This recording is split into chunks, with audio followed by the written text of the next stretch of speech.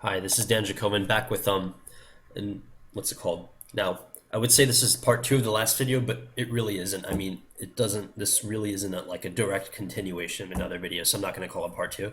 Um, just not going to mislead anyone. What's it called? This is rather just the rest of the stuff that I should have told you. There are actually three or four more ways you can increase, how well you study and how good of a student you are. Aside from the ones I already showed you, there is, of course, you have the brain. I don't know if you might have heard of this already. What's called? You have the brain trainer that is on the internet.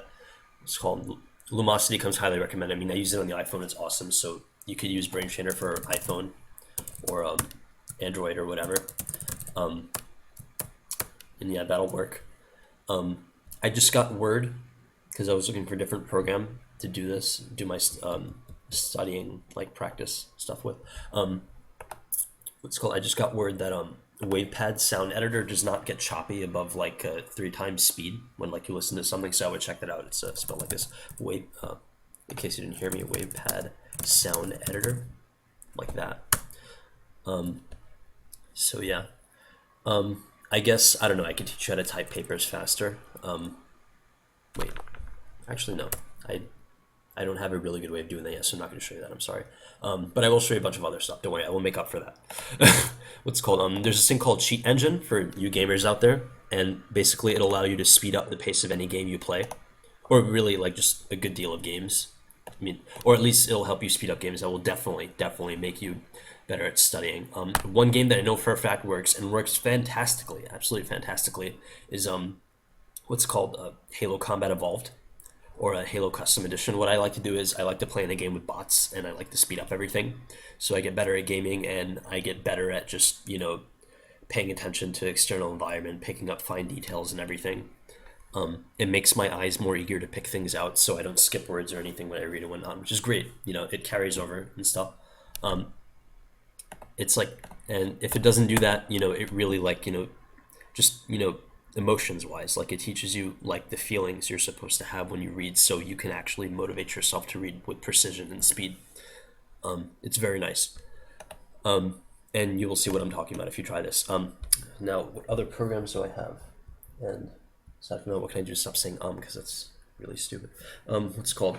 Okay, there, I just said it again. I'm just gonna give up on trying to say Okay, let me delete this app because it's a giant piece of crap for my phone real quick. Okay, go away. All right, there, it's deleting. So yeah, I mentioned Brain Trainer of the iPhone. Is there anything else in the iPhone I can show you? Yes, of course. There is Fast Forward for the iPhone. I'll just write down the name of that for you. Or for Android, I would just look up what's it called speed this keyword right here, speed up songs, on the Android app store or whatever it's called, to look for apps that would help you, or what's it called, a Fast Forward on the iPhone app store, or what's called Voice Dream Reader for the iPhone, which is great. It's actually spectacularly amazing. I'm understanding that. I'm correcting myself real quick there. It's called you can teach yourself how to read up to 700 words per minute, which is way beyond the skill of a college professor, and about, I think if I do a quick calculation, 760, according like what I think, like some average level readers will read at like 160 words per minute, and these are like people that like make time for like their assignments and stuff, so it's nice. What's it called? Yeah, it's about, you can get up to about 4.75 times the normal amount. So yeah, what's it called? Yeah, you can get up to, sorry, I trailed off there. What's it called? You can get up to 4.7 times the average speed of reading, or 2 times, anywhere from 2 to 4.75 times, I think. Well, the average is like 260, then it's called, do a quick calculation. Yeah, 2.69 to 4.75, which is very good, excellent. That is, yeah, that's incredibly intelligent reading right there, because like you're not only, what's it called, keeping your attention amount, but you're reading faster, or you know, you could train your, or you could, you know, just be more gradual, or try your best to be more precise, and, you know, just pick up more information in less time. I mean, ultimately, regardless of what you're gonna pick up more information in less time, which is great. Like, there's absolutely no failing with this. It's awesome. If you just follow like just the progression technique that I showed you in the first video, it will, man, your grades and everything will improve, because like studying will just become so much easier, and you'll just learn everything so much quicker, which is nice. It's very nice. It's called. I know for a fact that it helped me. I wasn't always taking medication, but I should have, because my grades were like really up and down for a long time, and I had periods where my grades, like I had periods where my grades were really up and down for a long time because I was moody and I couldn't pay attention and all this shit. I was as of, I think I found out like a few months ago, but I was born with obsessive ADHD, which means that anything outside of math or anything that I'm interested in, you know, for a certain time, I just completely can't pay attention to, and I will tend to obsess over things, which is true, which is actually very true for me. I tend to obsess about mathematics all the time. I'm actually a math major, and I'm like always thinking about like just shit like math history and math shit that I've read and all this stuff. Like, it's my life.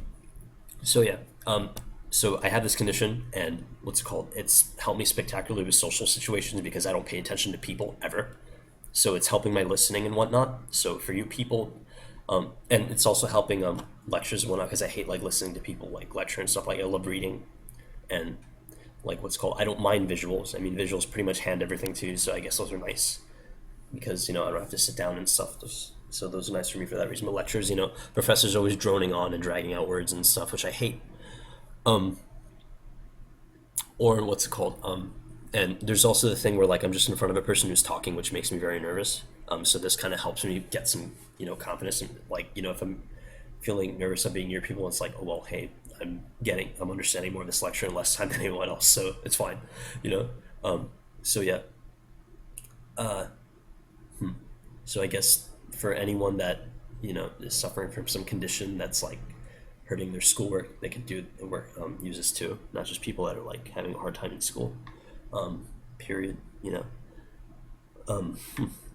What else can I show you? There's probably something else. I mean, so we have the games covered, which is like a fun way of like speeding up your, what's it called?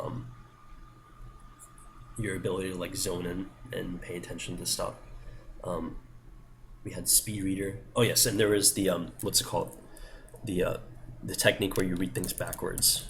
Hold on. Let's pull up a Wikipedia article real quick. Automobiles. Okay, let's look up automobiles real quick. Automobiles are cool. It's cool. We have some. It's cool. Nice ones coming out.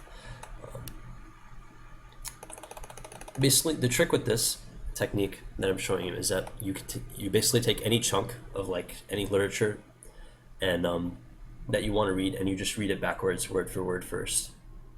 Of course, it helps to like interpret the words as you go. I mean, obviously, you're not going to understand it properly if you do it word for word, or if like you understand it word for word, or what's it called?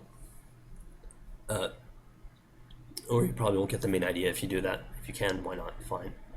You can try that, or just read the sentences backwards, like from this line to this line, you have one sentence, so I would read that first and read the top of that, you know, afterwards. Do that, and then try reading the material forwards. It usually goes faster when you do it forwards.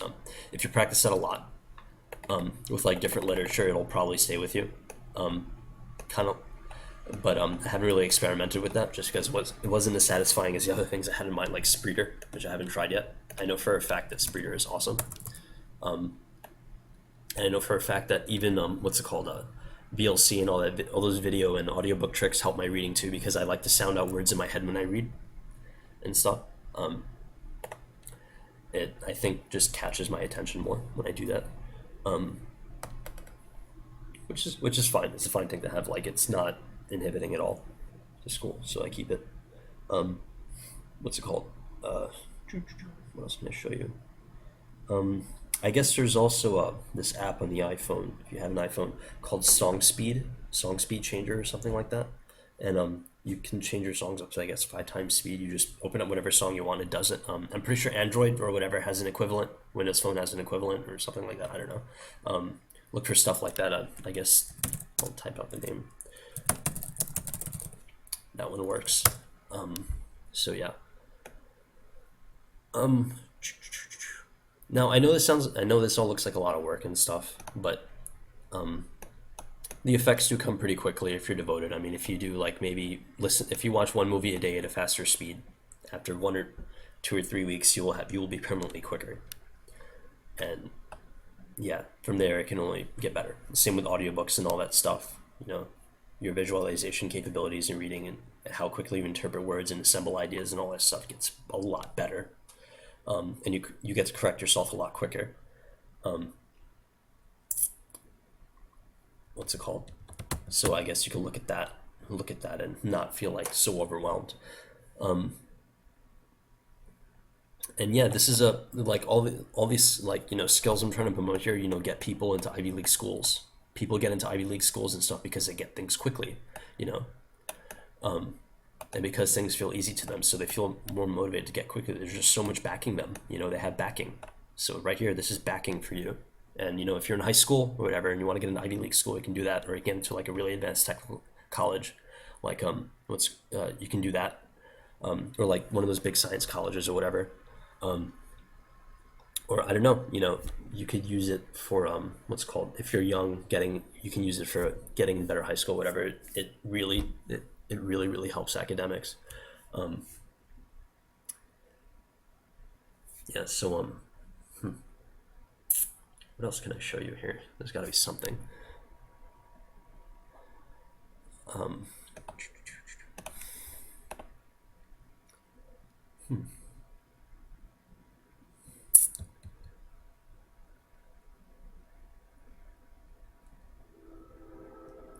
I guess I don't know, if you're going to be typing papers, I can teach you what's it called? I can show you a trick where I'm going to try to bring up my webcam to show you this trick.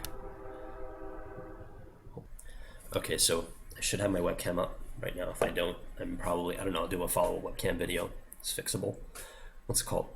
So for this is going to help your typing skills. I mean, obviously when you type, you already know how to spell and stuff, or you can find out how to spell. It's, things very easy, very intuitive thing. Comes to people.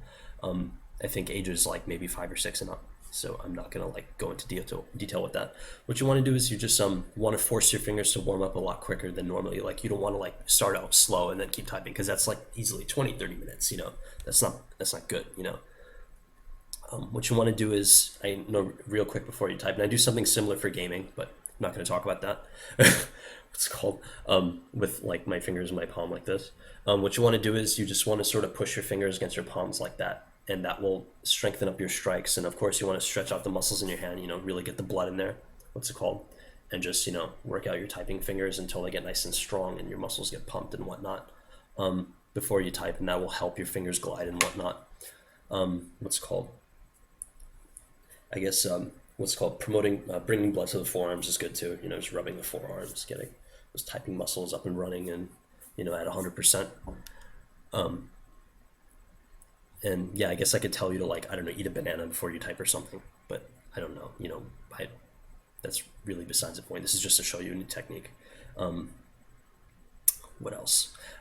You can also, like, what's called pulling your fingers like this, sort of hold them back, the way I'm doing, to like increase, like when you bring up your fingers to like hit another letter or something, which helps your typing speed.